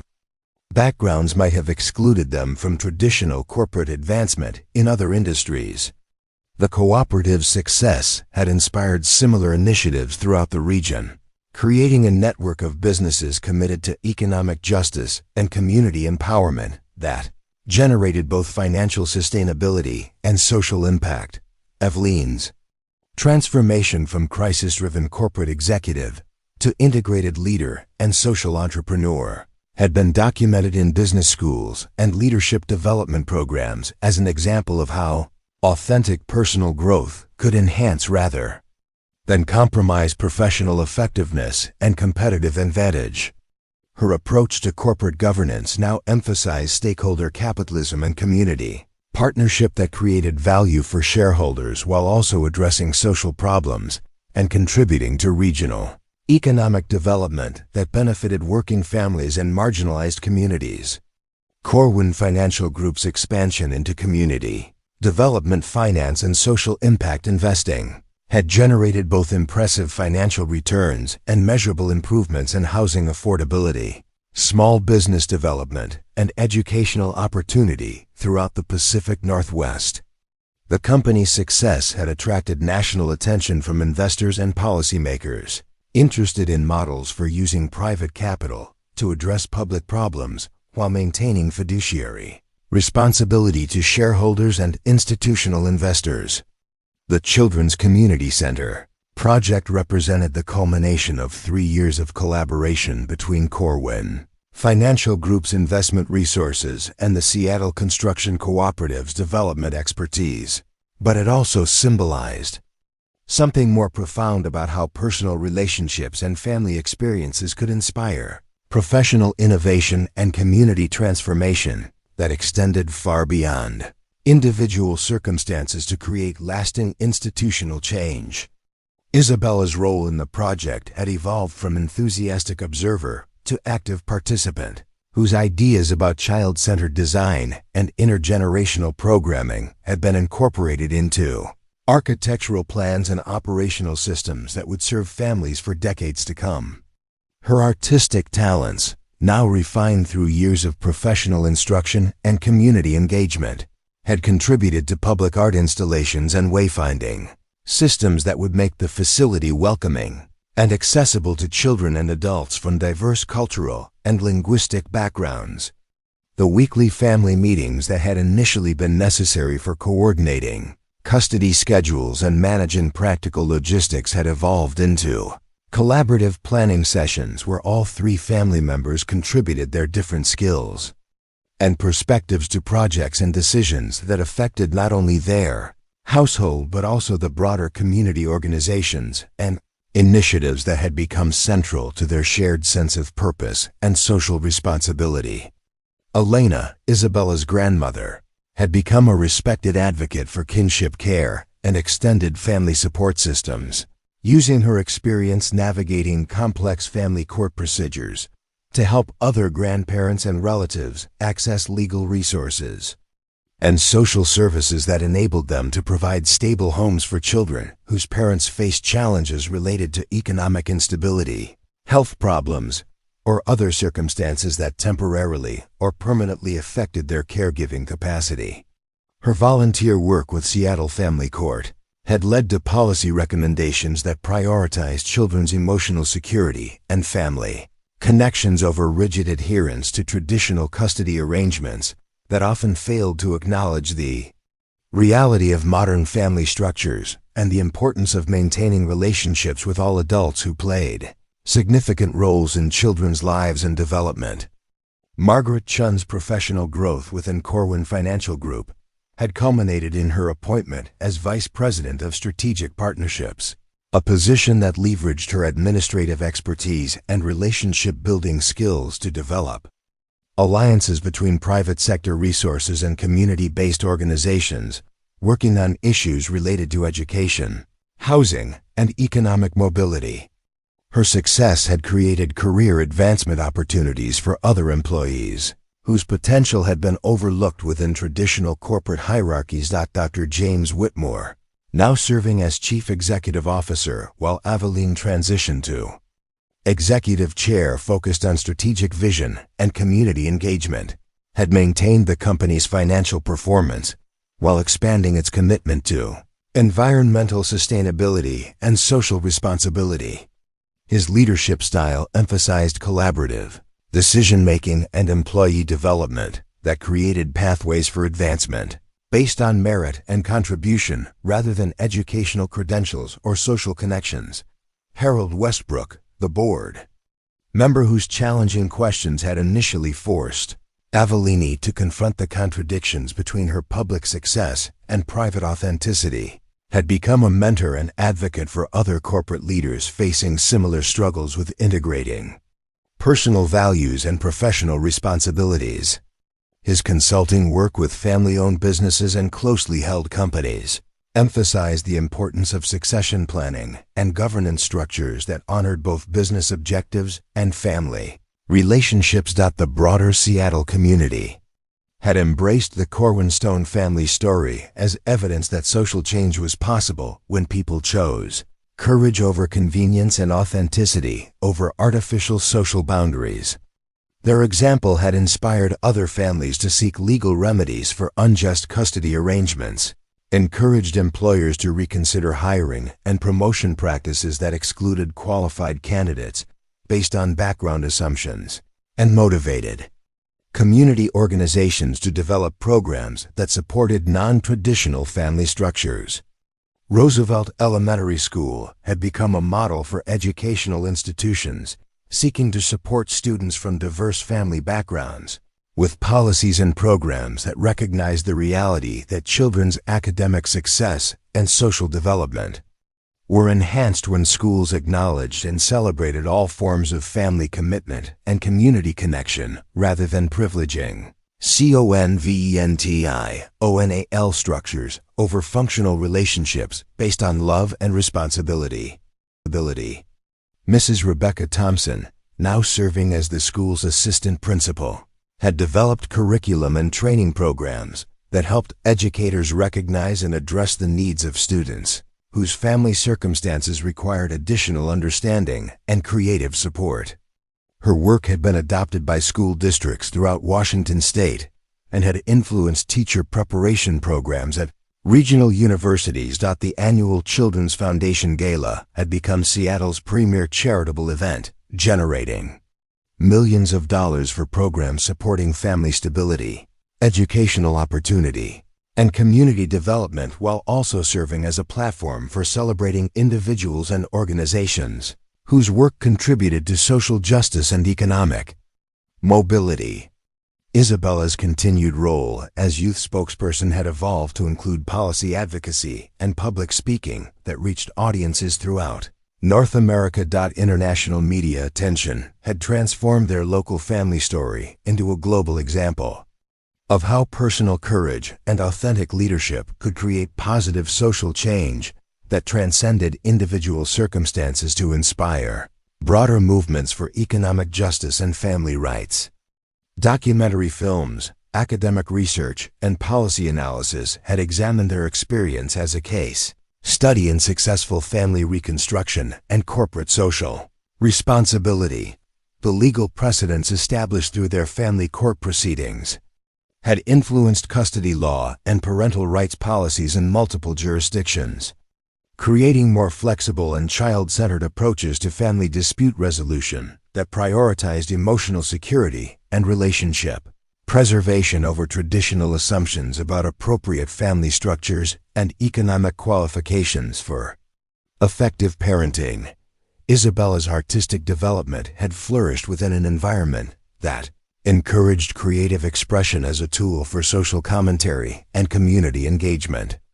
Her paintings and sculptures, displayed in galleries and public spaces throughout the Pacific Northwest, reflected themes of family resilience, economic justice, and intergenerational cooperation that resonated with audiences facing their own challenges with authenticity, belonging, and social acceptance. Her plans for high school included advanced courses in business, architecture, and social work that would prepare her for college studies in community development and public policy, fields where she could continue the family tradition of using professional skills and economic resources to create opportunities for other families and communities facing barriers related to inequality and social exclusion. The construction site,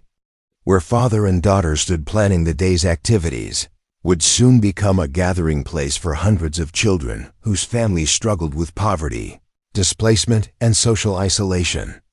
but would find within the new facility's walls the kind of support and community connection that had been essential to Isabella's own development and success. The building's cornerstone bore an inscription that captured the essence of their family's journey and its continuing impact on their community, dedicated to the courage of children who refuse to accept that families must be separated by fear, and to the wisdom of adults who learn that authentic love creates stronger foundations than artificial social boundaries. As construction workers arrived for the morning shift, many of them employees of the Seattle Construction Cooperative, whose lives had been improved by the organization's commitment to fair wages and worker ownership. Isabella and Zephyr reviewed the day's construction, milestones, and community engagement, activities that would bring local families to the site for tours, and input on programming that would serve their needs and interests. The scene represented something that would have been impossible to imagine 3.5 years earlier, when Isabella first ran across Phoenix Financial. Tower's marble lobby to claim her real daddy in front of Seattle's business elite. The frightened 7-year-old who had risked everything to reunite. Her family had grown into a confident 11-year-old whose continued courage was creating opportunities for thousands of other children and families to experience the kind of acceptance, support, and community connection that every person deserved regardless of their economic circumstances or family structure. Their story continued to break the internet, but now for all the right reasons, as proof that love really could overcome social barriers, that families could be successfully rebuilt around truth and commitment, and that individual courage could spark collective transformation that created lasting positive change for entire communities and generations yet to come. Up next, you've got 2 more standout stories right on your screen. If this one hit the mark, you won't want to pass these up. Just click and check them out. And don't forget to subscribe and turn on the notification bell so you don't miss any upload from us.